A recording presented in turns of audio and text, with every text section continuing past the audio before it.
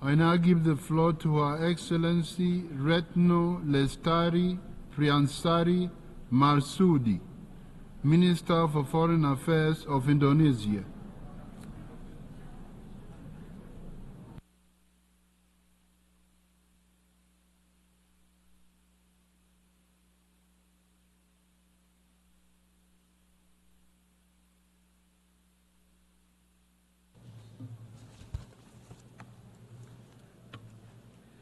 Bismillahirrahmanirrahim. Mr. President, this is my last opportunity as the Foreign Minister of Indonesia to represent my country to speak before the UNGA. A decade of so many challenges, but at the same time, a decade of Indonesia's many contributions in addressing global issues. One of them is Palestine.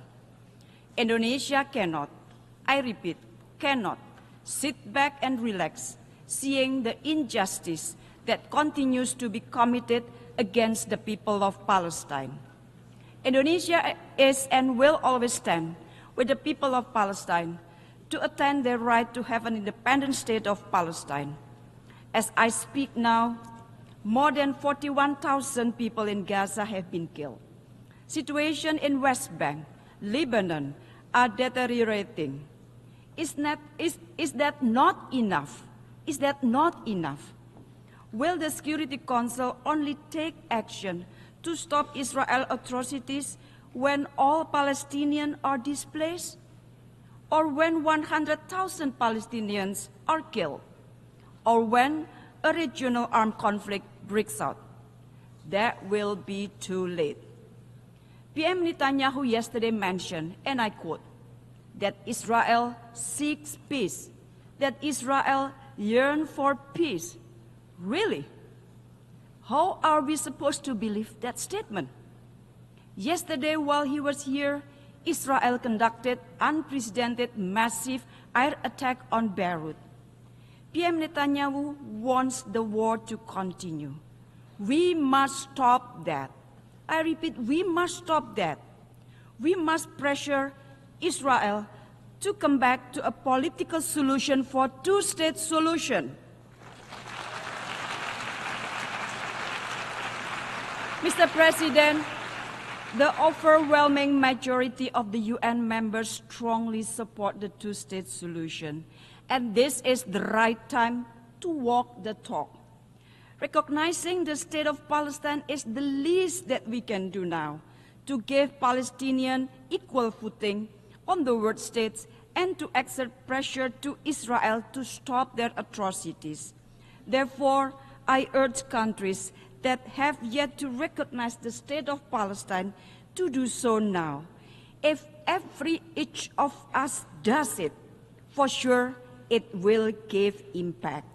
The recognition of Palestine today is an investment that will yield a more peaceful, just, and human world tomorrow. Once again, Indonesia urged the permanent members of the Security Council to concretely act to immediately stop Israel from blatantly violating international law and to end Israel impunity. The mandate of the Security Council is to maintain peace, to create peace, not to maintain and prolong wars, or even worse, to support the perpetrator of atrocities. Inaction means complicity. Colleagues, wherever Indonesia goes, we carry the voices of the global South. Indonesia started this commitment in 1955 when Indonesia hosted the Asia-Africa Conference in Bandung, Indonesia.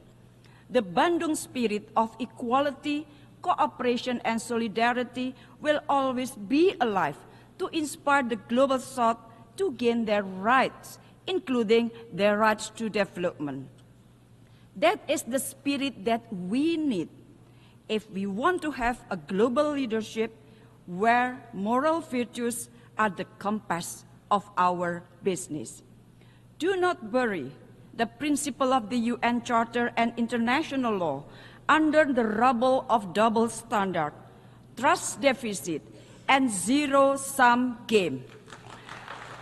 Mr. President, Excellencies, against these global challenges, Indonesia continues to be part of the solution.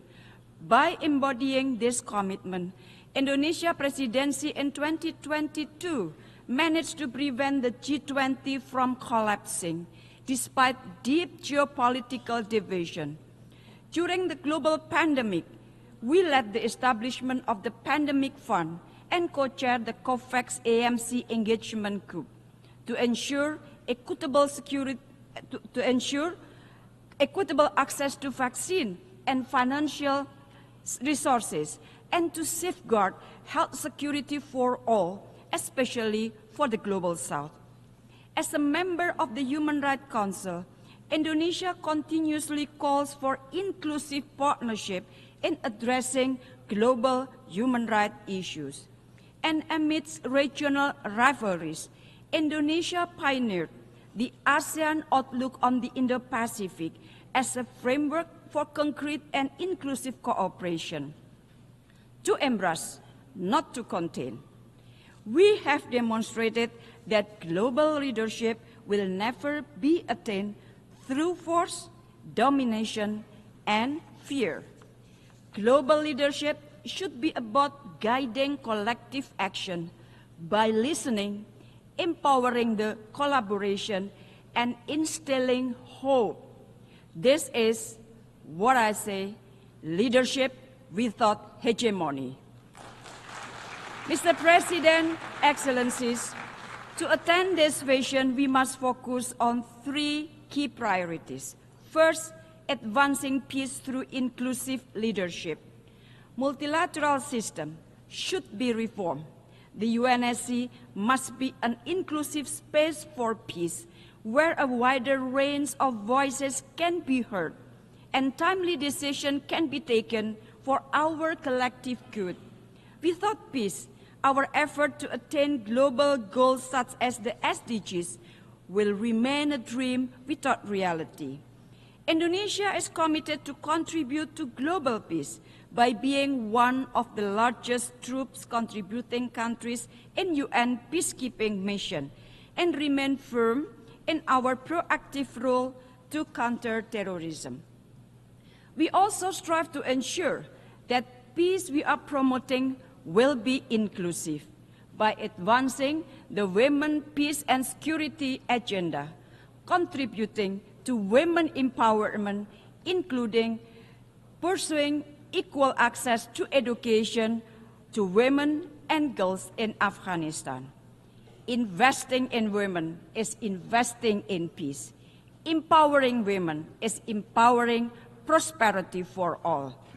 Second, ensure a resilient future for shared prosperity. Indonesia believes in a future where all nations thrive no matter how big or small. But the global pandemic and impact of climate change has shown us all that to prosper together, we must work together. Therefore, the implementation of the Pact for the Future is important to accelerate the achievement of the SDGs and scale up partnership and sustainable development even beyond 2030. At the same time, geopolitical tensions have also significantly impacted global supply chain, affected the development trajectory of the Global South, many of whom remain unable to freely exercise their right to development. In this context, Indonesia has taken proactive steps.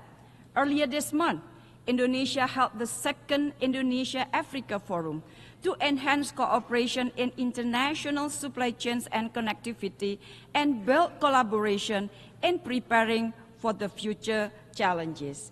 Indonesia also hosted the 10th World Water Forum, I repeat, the 10th World Water Forum this year.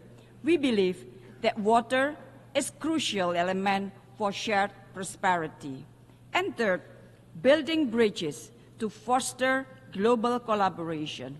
Colleagues, a winner takes all, and take it or leave it mentality should no longer exist when collaboration is the only antidote in addressing the global challenges of today. For Indonesia, a world where the only option is us versus them will only result in the world of us or them. Global solidarity and collective responsibility is the essence of the Bandung spirit, and this spirit guided us through our G20 presidency in 2022, chairmanship of ASEAN in 2023, and continuous effort to voice the aspiration of the global South. Indonesia envisioned a world where nations collaborate together to address shared challenges, uphold international law, and protect human rights and dignity of all people.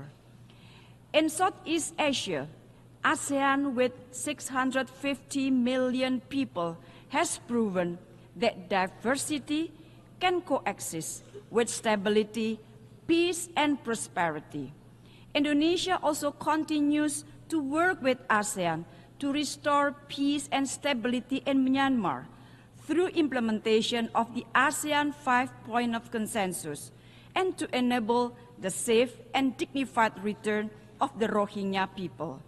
Beyond ASEAN, we also continue to deepen our engagement to the Pacific region to become part and parcel of an inclusive and peaceful Indo-Pacific architecture based on the principle of solidarity, equality, and mutual respect. Mr. President, colleagues, peace, justice, and humanity will always be at the core of Indonesia's foreign policy. Indonesia understands that the global leadership is not something that inherited, nor does it fall from the sky. It must be earned through our collective efforts. Rest assured that Indonesia's commitment toward common peace, common prosperity, common security will be carried out forward across Indonesia's successive administration. It is in this spirit that I'm proud to announce Indonesia's candidature for a non-permanent seat of the United Nations Security Council for 2029-2030. This candidature reflects our deep commitment to contributing toward global peace and security.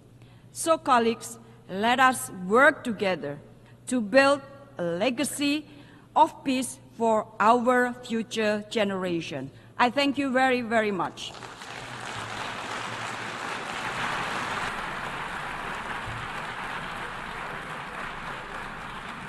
I thank the Minister for Foreign Affairs of Indonesia.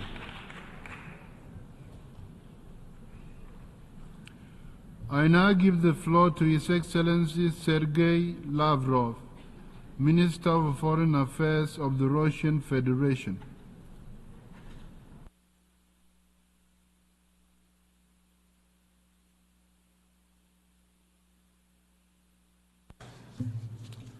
Уважаемый господин